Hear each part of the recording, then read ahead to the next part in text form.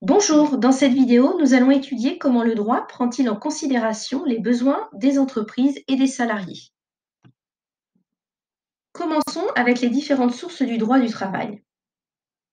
La relation d'emploi est encadrée par différentes sources de droit internationales, européennes, nationales, sectorielles, c'est-à-dire par branche d'activité, et internes à l'entreprise. Au niveau national, le droit affirme les principes suivants. Le droit à l'emploi. Toute personne a le droit de travailler et d'exercer une profession librement choisie. La liberté syndicale. Tout salarié peut librement adhérer au syndicat professionnel de son choix. Le principe de non-discrimination. Il interdit à un employeur d'établir des distinctions de traitement entre salariés. Il vise à assurer l'égalité entre les individus. Le droit de grève. Ce droit prévoit la cessation collective et concertée du travail par des salariés en vue d'appuyer des revendications professionnelles. Au niveau du droit européen, la liberté de circulation. Les citoyens peuvent travailler dans les différents pays de l'UE sans avoir besoin d'un permis de travail. Cela implique l'abolition de toute discrimination entre les travailleurs des États membres en ce qui concerne l'emploi, la rémunération et les conditions de travail. La directive sur les travailleurs détachés garantit que les droits et conditions de travail sont protégés dans toute l'UE.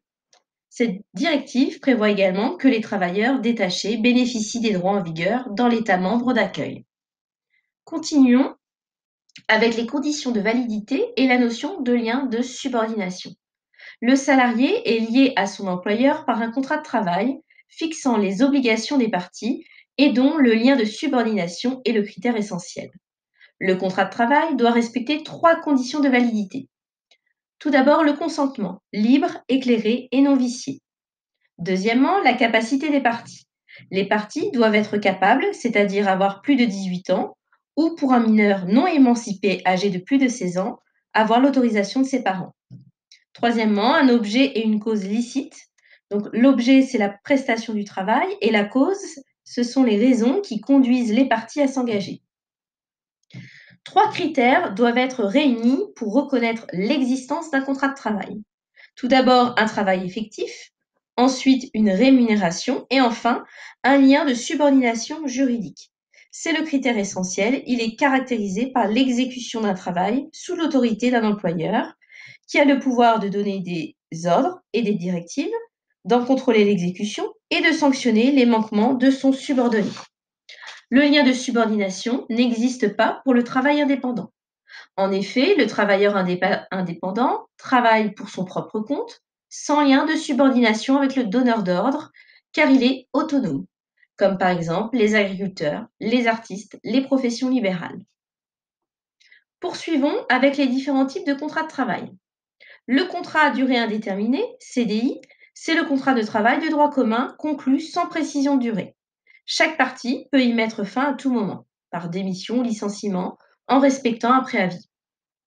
Ensuite, le contrat à durée déterminée, CDD. Le salarié est recruté pour une durée limitée. Le contrat de travail temporaire, CTT ou intérim. L'intérimaire conclut un contrat de mission avec une entreprise de travail temporaire. Un contrat de mise à disposition est conclu entre l'entreprise d'intérim et l'entreprise qui utilise l'intérimaire.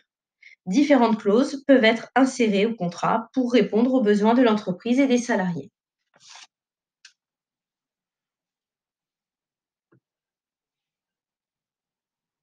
Alors, les différentes clauses. Nous avons la période d'essai, la clause de confidentialité, la clause de mobilité et la clause de non-concurrence.